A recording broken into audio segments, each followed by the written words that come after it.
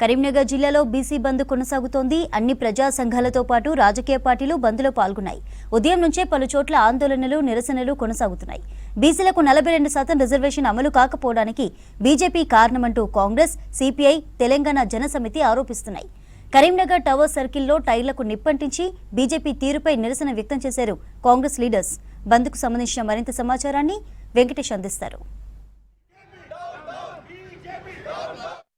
BC reservation సాధన కోసం జరుగుతున్న బంద్ కరీంనగర్ జిల్లాలో ప్రశాంతంగా కొనసాగుతుంది.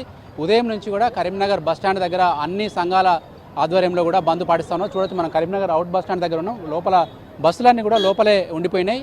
ఒక్క బస్సు కూడా ఇప్పటివరకు బయటికి వెళ్ళలేదు. కరీంనగరే కాదు, అటు హుజరాబాద్ బస్ డిపో దగ్గర కూడా ఉదయం నుంచి బస్టాండ్ వద్ద ఆందోళనలు కొనసాగుతున్నాయి. అక్కడ కూడా డిపోకే బస్సులు పరిమితమైనాయి. కరీంనగర్ ఇటు హుజరాబాద్తో పాటు అటు జగిత్యాల జిల్లాలోని మెట్పల్లి, కొరట్ల, జగిత్యాలలో కూడా బంద్ కొనసాగుతూ ఉంది. ఎక్కడికక్కడ ప్రజా సంఘాలు ధర్నాలు పాటిస్తున్నాయి. ఇక్కడ కరీంనగర్ బస్టాండ్ దగ్గర ఉదయం నుంచి జరిగిన వామపక్షాల బంద్తో పాటు తర్వాత తిన్మార్ మల్లన్నకు సంబంధించిన టీఆర్పీ పార్టీ వాళ్ళు దిష్టిబొమ్మ దహనం చేశారు. మరొక వైపు సిపిఐ వాళ్ళు ఇక్కడ హోటల్కు సంబంధించి వాళ్ళ కల్పన హోటల్ కావచ్చు, శ్వేత హోటల్ కావచ్చు, అక్కడ హోటల్ తెరిచి ఉండడంతో అక్కడ కొన్ని ప్లేట్లు ధ్వంసం చేశారు. ఇక్కడ సిపిఐకి సంబంధించిన కొంతమంది లీడర్లు మనతో పాటున్నారు.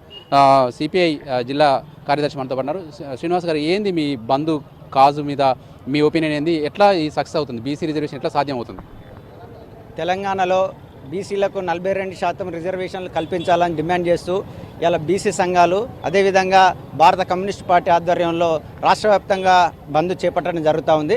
ఈరోజు స్వచ్ఛందంగా కొందరు కార్పొరేట్ స్థాయి వాళ్ళు మినహా బంద్కు ప్రజలు స్వచ్ఛందంగా సహకరిస్తూ ఉన్నారు. ఈరోజు కార్పొరేట్ సంబంధించిన వాటిని కూడా మేము బంద్ చేయడం జరిగింది. రాష్ట్రంలో బీసీ బిడ్డలకు 42% రిజర్వేషన్ కల్పించాలని చెప్పేసి బీసీ డిక్లరేషన్ పేరుతో గతంలో ఎన్నికల ముందు కాంగ్రెస్ పార్టీ ఏ విధంగా హామీ ఇచ్చిందో దాన్ని అమలు చేయడానికి ఈరోజు వాళ్ళు జీవో తీసుకురావడం జరిగింది. ఇలా దురదృష్టం ఏంది అంటే బీసీలకు రిజర్వేషన్కి మద్దతు తెలుపుతున్నామని చెప్తున్నటువంటి బీఆర్ఎస్, బీజేపీలు రోడ్లపైకి వస్తున్నటువంటి నాయకులు ఆ బిల్లును అడ్డుకోవడం సిగ్గుచేటు. ఇక్కడ రోడ్ల మీదనేమో మేము బీసీలకు మద్దతు అని చెప్తూ ఢిల్లీలోనేమో బీసీ బిల్లును అడ్డుకుంటా ఉన్నారు. తక్షణమే ఈ రోడ్లపైకి వచ్చినటువంటి బీజేపీ, బీఆర్ఎస్ నాయకులు కేంద్ర ప్రభుత్వం పైన ఒత్తిడి తీసుకొచ్చి 42% రిజర్వేషన్లు బీసీలకు అందే విధంగా చూడాలని చెప్పేసి మేము డిమాండ్ చేస్తూ ఉన్నాం. ఉద్యమం అనేది ఒకరు కాదు, అనేక పార్టీలు, అనేక భావజాలాలు ఉంటాయి. కానీ ఈరోజు ఏదేమైనప్పటికీ అన్ని పార్టీలు కలిసి అలా ఈ ధర్నాలో పాల్గొనడం చాలా శుభపరిణామం. ఎలాగైనా ఈ బీసీ బిల్లు అమలు చేస్తారని. కానీ ఇందులో గొప్ప విషయం ఏంటంటే బీజేపీ సుధా పాల్గొనడం విడ్డూరంగా ఉన్నది. ఎందుకంటే కేంద్రంలో వాళ్ళే ఉన్నారు కాబట్టి వాళ్ళే ఇవ్వాలి. ఛాయ్ తాగినంత సమయంలో ఆయన ఒక మాట మాట్లాడితే ఇవాళ బిల్లు అమలవుతుంది. కానీ ఆయన ఇక్కడనేమో రాష్ట్రంలో ఒక తీరు, కేంద్రంలో ఒక తీరు. ఇక్కడనేమో బిల్లుకు మద్దతు ఒకే అంటారు బీజేపీ వాళ్ళు, అక్కడనేమో గవర్నర్ దగ్గర పెండింగ్ ఉంది, రాష్ట్రపతి దగ్గర పెండింగ్ ఉన్నది. ఏదైనప్పటికీ వాళ్ళు ఈ దుష్ప్రచారాలకు పాల్పడుతూ బీసీలను అడుగుదొక్కే ప్రయత్నం చేస్తారు. కాబట్టి కోదండరాం సార్ పిలుపు మేరకు మేము ఈ ధర్నాలో పాల్గొని సంపూర్ణ మద్దతు తెలియజేస్తాను. బీసీ రిజర్వేషన్ సాధన కోసం ప్రతి ఒక్కరు బీసీ రిజర్వేషన్ కావాలంటున్నారు. మరి అద్దనుకునే లెవెల్ ఎందుకు ఈ బంద్? ఇప్పుడు స్పష్టంగా ఈ రాష్ట్ర ప్రభుత్వం కాంగ్రెస్ పార్టీ కామారెడ్డి డిక్లరేషన్ ద్వారా మేము స్పష్టంగా 42% రిజర్వేషన్ అమలు పరుస్తా అని చెప్పి ఆనాడు అధికారంలో నిలయంపుడు మాట ఇచ్చినాము. మరి ఈరోజు అధికారంకి వచ్చిన తర్వాత మేము ప్రజలకు ఇచ్చిన మాట ప్రకారం రాష్ట్ర ప్రభుత్వం ద్వారా శాసనసభలో బిల్లు ప్రవేశపెట్టాం. రాష్ట్ర ప్రభుత్వం చేయాల్సినటువంటి ప్రక్రియ అంతా కూడా ముఖ్యమంత్రి రేవంత్ రెడ్డి గారి నాయకత్వంలో, అదేవిధంగా పిసిసి అధ్యక్షుడు మహేష్ కుమార్ గారి నేతృత్వంలో మేము చేసే ప్రక్రియ అంతా పూర్తి చేసినాం. మరి గవర్నర్కు పంపితే గవర్నర్ దగ్గర తొక్కిపెట్టిండ్రు. రాష్ట్రపతి దగ్గర దీని మీద చర్చ చేద్దామంటే రాష్ట్రపతి దగ్గరకు పోకుండా, మాకు అపాయింట్మెంట్ కూడా ఇవ్వకుండా బీజేపీ మోకాలు అడుగుతూ ఉంది. బీజేపీ పార్లమెంట్లో చట్టం చేసే విషయంలో కూడా మోకాలు అడుగుతూ ఉంది.